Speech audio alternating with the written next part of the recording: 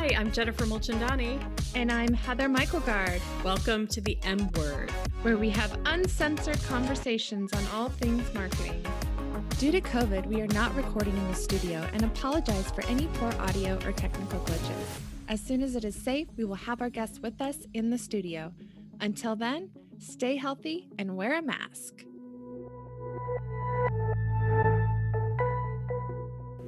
Hello and welcome to the M Word. I'm Jennifer.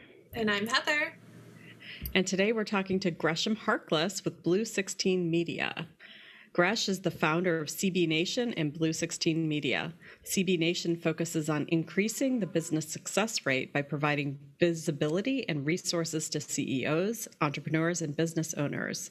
Blue 16 Media is a digital marketing agency providing web design and SEO to small to medium-sized businesses and organizations. Thanks so much for being here today, Gresh. Appreciate being here. Thank you, Jennifer. Well, why don't you start us off? Because I think first of all, I think I told you before we started recording, it's intimidating having you here because you're this awesome podcast host yourself. You've been doing that for quite a bit. What is this duality of businesses that you are running, and how do they work? Well, I appreciate that, Jennifer. You're way too nice, so I definitely have to have you back on the show if you say so many nice things. But kind of at the heart of what I try to do is I always say, and kind of even going back to how I got started, I say I'm a journalist at heart. So I've always been interested in, asking questions. I started a family newspaper when I was like 10 years old, and that really hasn't, left my, heart and soul of what it is that I do. But it was really, I was kind of at the crossroads when I was kind of graduating school to try to figure out how potentially you can create something that was sustainable in the journalism industry, because that industry has been completely disrupted, where there aren't really a lot of, newspapers or people that create content that stay around because they're not able to generate revenue. So one of my big challenges was, how can I take something I'm passionate about and something that I do, which is, that digital marketing, building website, doing things along those ends, and maybe couple that with the ability to kind of create content to create something that was sustainable and didn't need to be like subsidized in some way. So that was something that I really kind of had at my forefront. And, as I mentioned, even as a kid, it was something that is a passion. And I think, even something I would call a gift of mine, that I try to kind of couple those things together. That's great. So how long have you been doing both of these endeavors? Great question. So I think it's been in, my heart, for a while. But I think if we really drill down to the numbers, as far as like the blog, I probably have had it for maybe about 9 or 10 years. The digital marketing business I've had for about 8 or 9 years. So I did a lot of the discovery, the interviews before I knew I wanted to start a business, didn't really know exactly what that was. And they kind of organically came together, where I would help out, business owners in terms of building a website or potentially some SEO or some type of digital marketing. And then I started to see that these are the same people that I was interviewing. So I wish I could say that I knew going in that this is exactly my master plan, but it just kind of organically happened, where the same people I wanted to interview were the same people I wanted to kind of service as well. Gresham, you said that you loved marketing, and I'm going to guess that's specific to digital marketing. What is it that you love about it? For me, it's really the communication / storytelling piece. And I think that every entrepreneur, every CEO, every business owner has kind of like a story. Even if someone has exact same services that they're providing for in comparison to another organization, there's something unique about how they do it, how they got started, that to me is motivational, it's inspirational, and it's something that I always try to kind of showcase in their products and services. And on my show, I call it the secret sauce. But I feel like we all kind of have some type of secret sauce or something that sets us apart and makes us unique, and is a different way that we kind of even execute on the services that we provide. So from a marketing standpoint, I've always looked at how can you take that story, take the secret sauce, the way that you do what you do, and showcase that to as many people as possible, and try to communicate with them, let them know that you understand exactly what their pains are, what solutions you're providing. And that's how I kind of look at marketing, is like using different tools and ingredients to kind of bridge that gap so that people truly understand what you do and how you do it. So, Gresh, what's your secret sauce? I think it's just that journalist mindset. My secret sauce is all about like having and showcasing somebody else's talents and their gifts and asking questions, interviewing people to try to pull that out. I've always loved, content and information. It's changed, tremendously from, the print newspapers that I used to do with the clip art and all of those things to now doing blogs and podcasts. So I think the way that I've done it has been differently, but I love to sit down and hear stories and try to showcase that and put people in their best light so that people understand what they do. So I want to dig a little bit deeper about the evolution of your marketing, going from clip art to, now you're doing a podcast. Talk to me more about how your marketing has evolved over the years. Yes, it's so funny. I was talking with somebody and I was saying that my marketing company has evolved with digital marketing in general. I think the first time I did quote unquote digital marketing and didn't even have a business, I was in college and was just creating like a Facebook group to try to bring people. At that time, I was going to go to law school, so bring pre-law people together to know about different events and things that were going on in Washington, D.C.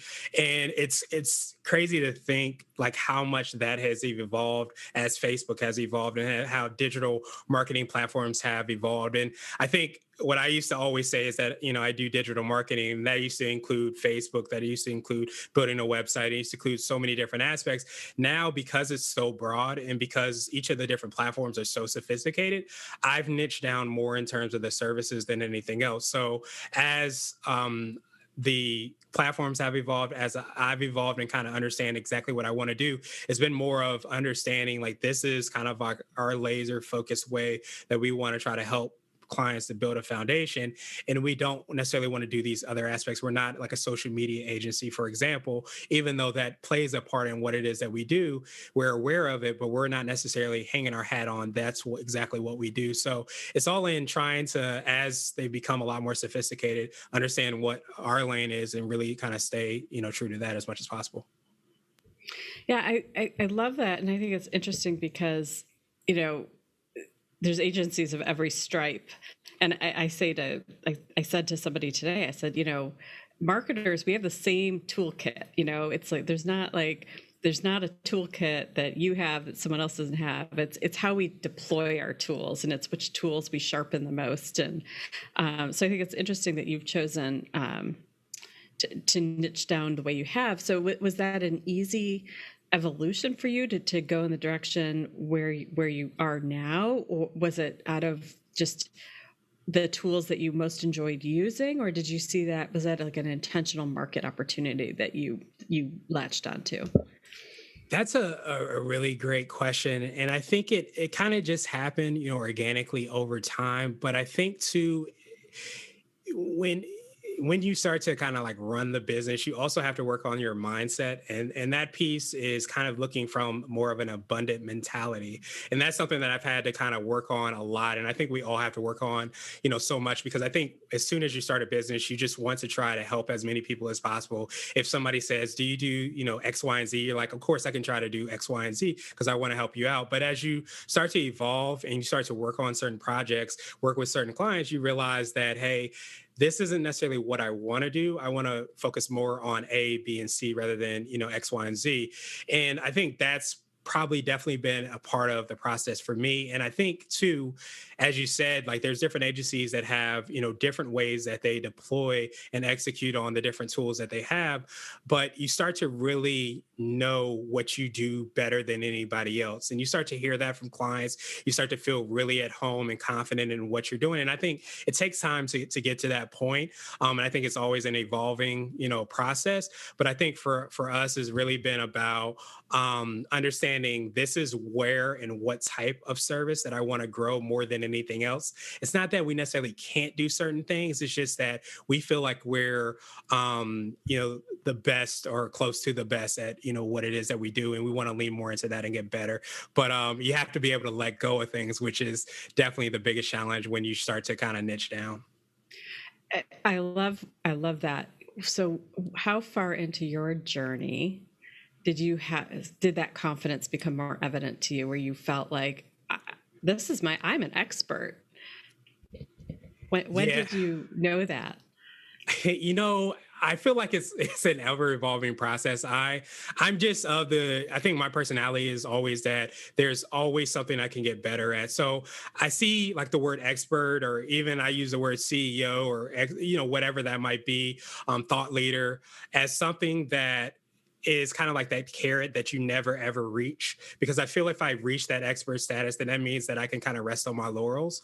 But I think that if I'm always looking at it as somewhere that I can be, and getting better, every single day, then it's something that's more of a journey. And that's why, as I've grown older, I've experienced business and grown it, I try to have peace in that, and knowing that it's not a destination, it's just a journey in general that really I feel at home with. So that's been part of it.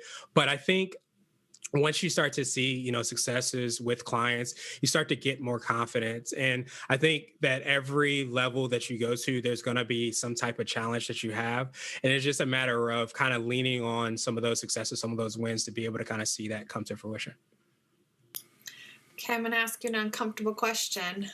Are you afraid to spend money on marketing? No, I'm not. But I think I'm a little biased, obviously, as part of like what I do.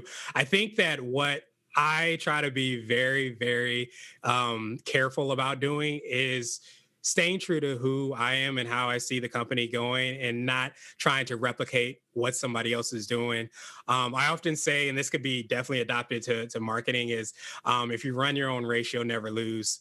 And the reason I say that is because, just as Jennifer said, like, we have the same tools, but the way that you execute and strategize with them and deploy them is going to separate you. So I try to make sure that I pay attention to and respect, the successes that people have, but you don't want to, get caught up in emulating that, because I think that there's a lot of reward you get from being a first mover. And often when you see somebody deploy some type of marketing strategy and you try to replicate that, the opportunity is sometimes gone. So you have to be true, to who you are, and try to create your own strategy around that.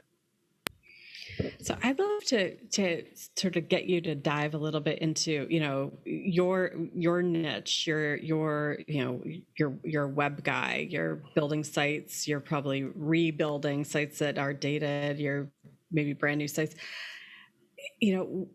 What's new and important in web design that, people need to know? Yeah, I think simplicity is everything. And I think where a lot of people struggle is they don't necessarily do a lot of work on the front end to try to understand their messaging, being able to communicate that messaging, so that when they do and create a website, or they kind of look for keywords for SEO, or they're doing a pay-per-click campaign, that they have a real strong understanding on who their target market is, even what success is for them as an organization. And some people might think that that's like an extra step, but I think it manifests itself in the way that the website is designed. So, for example, our screens, while they seem like they're getting bigger, they're actually getting smaller in comparison to being on computers. So when you're thinking about like mobile devices and the way that people are interacting from that standpoint, you want to be very, very specific about what it is that you do and how you do it. When you think about, from an SEO standpoint, how people are searching, and I won't say the word because it'll definitely go off on me now, but there's smart devices all around us, and how people are searching and finding, ways that they want to know what it is that you do, and for you to answer those questions. So when you're thinking of how you're solving those problems, you want to kind of bridge that gap and do the work for them prior to people kind of searching, aimlessly for whatever it is that you do. But those are the two kind of biggest things that kind of come to mind, is just, that simplicity in design, and being able to kind of make sure that you are translating your content and information for people that are searching for it. And I think that a lot of that happens not when you design a website, it happens before you design a website, and that work that you do prior to that. So those are the 2 or 3 biggest things that I think I can come to mind right now. Gresham, is there anything about marketing that you find cringeworthy, or any examples you've seen that leave you speechless? Yes. I mean, I think we're in a place where, in a time where there definitely is still a large amount of people that have websites, but there's still people that don't have websites. There's still the people that are completely against digital marketing. I remember I worked for a company, and I don't know, I probably won't say the name, but I worked for a company, and I remember doing like a lot of cold calls, and I remember somebody telling me that the internet was a fad, and that there was not going to be internet around, and I'm still on that trend of needing a website and things like that. And this is fast forward a lot of years, but I still see websites that look like they have been created just as like an afterthought. They're not something that people see as their digital storefront. They're not something that people see as a way to communicate with their targeting clients. So a lot of times not having mobile friendly websites, not having, I'm geeking out on more of the back end stuff, but looking at the title tag and meta description and that not being in place, or even people having more than, having 200 characters in their title tag. To me, it makes me cringe, and I'm sure search engines are cringing as well. But I think it's just some of those things where people have good intentions, but sometimes they just kind of DIY it, and they don't invest in those things that will help them to grow their business. And one other big thing that kind of makes me cringe as well too is that people feel as if marketing is in contention with word of mouth referrals or opportunities. I'm a big believer in that. People, and I've always heard that in order to be a millionaire, you need a certain amount of streams of income in order to do that. I think in order to build a successful business as well too, you want to make sure that you have multiple ways that you're able to bring in clients and opportunities as well. And I think that helps out in times like this. If you completely I'm going to go to face-to-face, networking events, that has completely changed. So the best way to kind of quote unquote combat that is to really have a diverse range of ways that you're able to kind of drive in clients and customers. And I think that it pains me to kind of see businesses that are kind of set in their ways, not willing to kind of try different things. And I think that it kind of hurts, those businesses, organizations in the long run.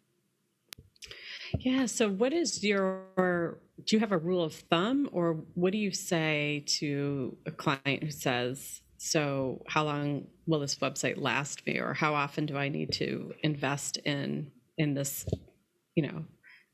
brand asset of?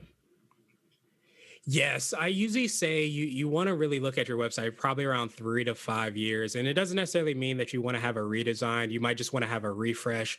One of the things that we do, especially because we work with WordPress, is there's a lot of updates and improvements to WordPress on, it seems like a daily basis, where they're improving kind of the features and opportunities there. A lot of times, if someone purchased a theme, or they had a custom built theme maybe 5 years ago, you could run into a situation where the website breaks.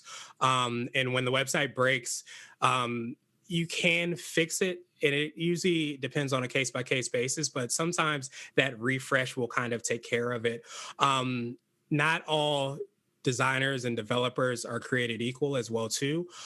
So understanding and knowing kind of like the nuances of the behind the scenes of your website is absolutely huge, because you might have a theme that isn't potentially being supported on a regular basis. So in 3 years, sometimes 1 year, your theme might be completely, non-usable. And if it breaks, then you have to either get somebody to custom build something into it, or potentially create or find a new theme. So it's important to kind of just stay on top of it, just like you would if you were taking your car to get an oil change on a regular basis. You want to just make sure that everything, as far as the backends, the plugins, the themes, for example, are set up correctly. But I think that you can do a lot more refreshes if you do that work in the beginning, where you're looking at your strategy, looking at your avatar, you're creating the content related to that. But if you're just kind of, just doing it without, that strategy and stuff in place, you might have to do it more frequently. But I think you get away with more refreshers if you do that work in the beginning. So much good information. I love it. I want to pivot to marketing for the greater good. Do you, or have you incorporated any cause marketing into your program or businesses? That's something I probably have to do a better job of kind of talking about a little bit. But I will say this, part of what I wanted to do, and I was on a lot of different boards and a lot of different organizations and helping out there. Uh, I ended up being on the boards, but what I wanted to do is kind of take a step back. And I started like a program called Blue 16 Gives, basically where we donate or potentially reduce the cost of certain services we provide to nonprofit organizations. But part of it was I'm a big believer in allowing people to be in their zone of genius and kind of operate in their gifts. And my thought process in being on those boards is a lot of people wanted the information about the technology, the websites, all of those things. So I wanted to kind of create a little bit more of a formalized program where we were able to kind of give and donate to organizations like the Northern Virginia Veterans Association. There's been other organizations that we've donated, websites, to. But part of it has been, how can we help these organizations do what they do best? And while I wish that I could get 28 hours out of a day, I could only get 24, and I can't work all of those hours. So my thought process was, if I can't go out and support a lot of the causes and do a lot of the things, why don't I try to help out those organizations, not have to worry about like their website updates and things like that, so that we can hopefully make that impact in a little bit of a different and creative way, hopefully. That's amazing, Gresh. And it's like, it warms my heart to hear you talk about using your business for the greater good. It's like, it's important to us. And I know you've been involved in the Leadership Arlington program in the past. And I think it's, people want to do business with businesses that are supporting the community. And so you're using your gifts, as you said, to give back. It's inspiring, and I hope people who are listening think about ways they can use their own gifts for giving back. So thank you. So you are in a field that is evolving by the minute. So how do you keep up? Like, are there resources? Are there leaders or people for whom you consume that content so that you can keep your knives in your toolkit sharp? Yeah, I mean, I think for me, the best thing has and probably still will be like continuing to have like internal projects that we work on. I think even part of like what I was talking about, related to our our marketing strategy is something that I try to incorporate myself. But there's definitely loads of different podcasts and things that I listen to that allow people that people talk about their change agency, their change agents, and how they're able to kind of make that impact. You have the Gary V's and people of the world, and Neil Patel's and people like that are always kind of talking about like how they're implementing and deploying their different marketing strategies. But I also will say too, and one of the things I love about your podcast as well is you can learn a lot from having people on shows and just talking with them and extracting as much information from them as possible. So as much as listening to podcasts, reading blogs, and Search Engine Journal and all of those different publications that are out there, I think that I learn a tremendous amount from a marketing perspective, and even just from a business perspective, by having people on the show and the blog and the podcast and everything. Gresham, is there anything that you want to try this year that you haven't done before, or anything you want to do differently? That is a great question. I think that I always want to kind of get more out of, I'll tell you, like, the big thing that I've been able to do kind of with the content is create a lot of content. The step that I want to take that I think is the next step is bringing all that content together and having more of a community feel. So that's something that I want to, and part of me starting the podcast was to have people that had been featured on the blog before and actually hear their voice, speak to them, have a relationship with them. That was part of the emphasis of that. It's like, how can I create that relationship with people and create that community feel? That's something that I want to drill down and do, even more. I think that as we kind of talked about, those tools are there and they're important. But I think even more now, I know I am craving that human interaction, the relationship, the connection. So I want to see how I can maybe accelerate that or do that a little bit more with some of the people that have been featured on the site and create those relationships and connections between them and myself. I think that is something that's a little bit more, it's not as tangible, but it's something that I definitely want to do. So, is there anything you've done in the last year or so, through the pandemic? It's everybody asks the COVID question, but is there anything that you're particularly proud of that you've been able to achieve, whether it's for your own business or for your clients? I did. So I was awarded 40 under 40 in Alexandria, Virginia, right during the start of the pandemic. And it was something that I was pretty proud of just because those, awards and things aren't something that just happened, that day. Usually is a buildup over things that you've done, for years. So I was pretty appreciative of it. We didn't get to celebrate it as I would love to have celebrated, but we did everything virtually. And I think just it's so important to kind of give yourself, grace. And this is not something that you kind of get an award for or anything. But I think like during the pandemic, it's been really, really difficult on everybody in some form, shape, or fashion. I think that me being a type A and wanting to go all the time, it's been so huge for me to kind of just take a break and say, it's okay if you don't have it today. It's okay if you're not having a great month. It's okay if you're not sure where everything is.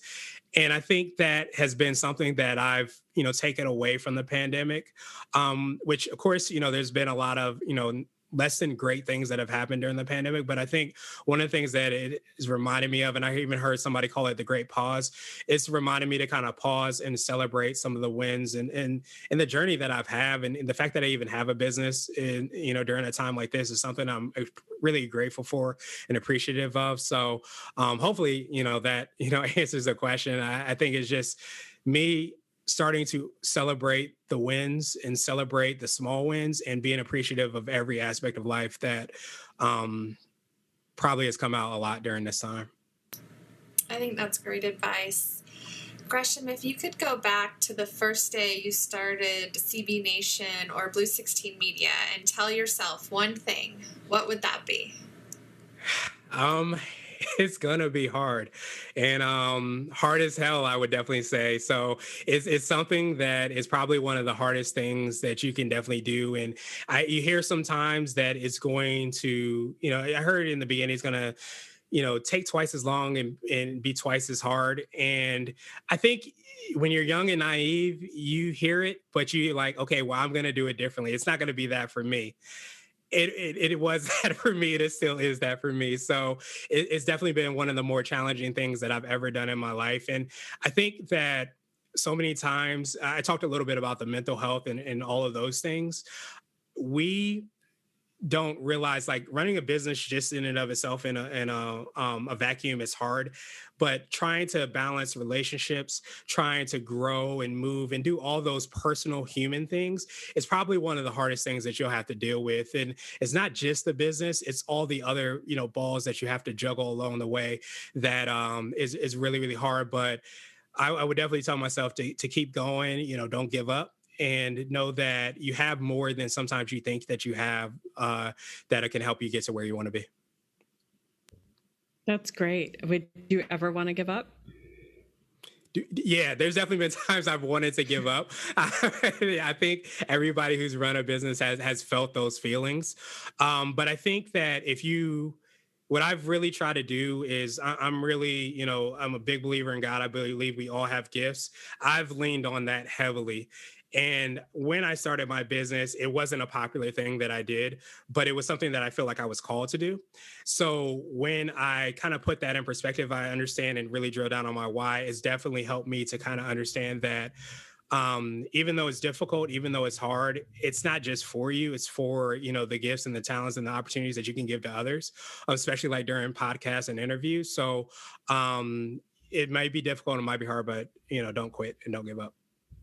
Well, that's terrific. And I certainly am very happy you have not given up and that you continue to use your gifts and talents for everybody. So this has been a lot of fun, Gresh. But if our listeners want more, where can they find your podcast, your blog, and you? Yeah, so I have a hub at iamgresh.com, iamgresh.com, and that has links to blue16media.com, cbnation.co, the podcast, and everything that, I'm working on. So that's probably the best place to kind of go and to kind of get a snapshot of everything that I'm working on. That's awesome. Well, thank you. And thanks again for being on our show. And we've enjoyed our conversation with you. We've been talking to Gresham Harkless, Blue 16 Media, and stay tuned for our next episode. Thanks for listening.